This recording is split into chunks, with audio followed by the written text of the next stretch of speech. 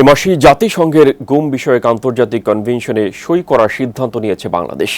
বুধবার সন্ধ্যায় অন্তর্বর্তী সরকারের প্রধান উপদেষ্টা ডক্টর মোহাম্মদ ইউনূসের পক্ষে এক সংবাদ সম্মেলনে এসব জানান তার প্রেস সচিব শফিকুল আলম। এদিকে ডক্টর ইউনূসের সঙ্গে সাক্ষাৎকালে জাপানের রাষ্ট্রদূত বড় ধরনের আর্থিক সহায়তা দেওয়ার কথা জানান। বিস্তারিত সাজেদা সুইটের রিপোর্টে। আন্তর্জাতিক অঙ্গনে স্বনামধন্য নোবেল বিজয়ী ডক্টর মোহাম্মদ ইউনূস বাংলাদেশের অন্তর্বর্তী সরকারের প্রধান হিসেবে দায়িত্ব নেওয়ার পর অভিনন্দন জানাচ্ছেন বিভিন্ন দেশের প্রধান ও বাংলাদেশে নিযুক্ত কূটনীতিকরা। বুধবার বিকেলে তার বাসভবন যমুনায় সাক্ষাৎ করেন ঢাকায় নিযুক্ত জাপানের রাষ্ট্রদূত ইওয়ামা কিমিনোরি এবং ব্রিটিশ হাইকমিশনার সারা কুক। এই দুটি দেশ অন্তর্বর্তী সরকারের সহযোগিতায় থাকবে বলে জানান কূটনীতিকরা। আবারও প্রফেসর ইউনূস বলেছেন, we have no option but to succeed. প্রধান উপদেষ্টার প্রেস সচিব শফিকুল আলম জানান, এই আলাপে জাপানকে বাংলাদেশের জন্য বড় আর্থিক সহযোগিতার আহ্বান জানিয়েছেন ডক্টর ইউনূস এবং তাতে সম্মত হয়েছে দেশটি। একটা ব্রোকেন একটা কান্ট্রিকে উনি ইনহেরিট করেছেন, তো সেই জন্য এটা রিকনস্ট্রাকশনে প্রচুর ফান্ডিং দরকার, তো সেই জন্য উনি জাপানের কাছে ফিনান্সিয়াল অ্যাসিস্ট্যান্স চেয়েছেন।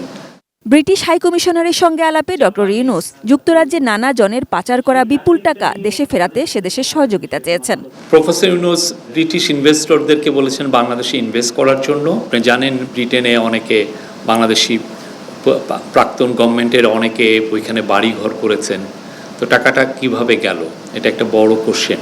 সে বিষয়ে যায় যে মানিটা লন্ডার হয়েছে সেই মানিটা কিভাবে ফেরত নিয়ে আসা যায়, সেই জন্য ব্রিটিশ হাইকমিশনের কাছে উনি সাপোর্ট চেয়েছেন। উভয় সাক্ষাতে রোহিঙ্গাদের জন্য সহযোগিতা চালু রাখার আহ্বান জানান ডক্টর ইউনূস। তারা কন্টিনিউ করবেন রোহিঙ্গাদের অ্যাসিস্ট্যান্স। প্রেস সচিব শফিকুল আলম জানান, আগের সরকারগুলো না করলেও চলতি সরকার গুম প্রতিরোধে আন্তর্জাতিক কনভেনশনে সই করবে এ মাসে। শেখ হাসিনার সময়ে প্রচুর লোক ডিসঅ্যাপিয়ার হয়েছে।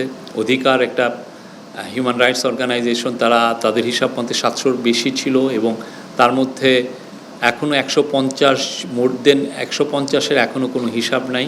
খুবই দ্রুত এ বিষয়ে যে ইন্টারন্যাশনাল যে একটা কনভেনশন আছে, আমরা এটা আগের গভর্নমেন্ট এটা সাইন করে না, আমরা এটা সাইন করব। হয়তোবা এই যে 30শে আগস্ট হচ্ছে international day of disappeared people, ওই 30শে অগাস্টের আগে এটা সাইন হবে।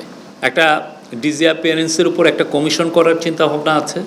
একটু ক্যাশুর করতে পারি, each and every case of disappeared people will be investigated, each and every one. Sajeda Sweety, ATN News, Dhaka.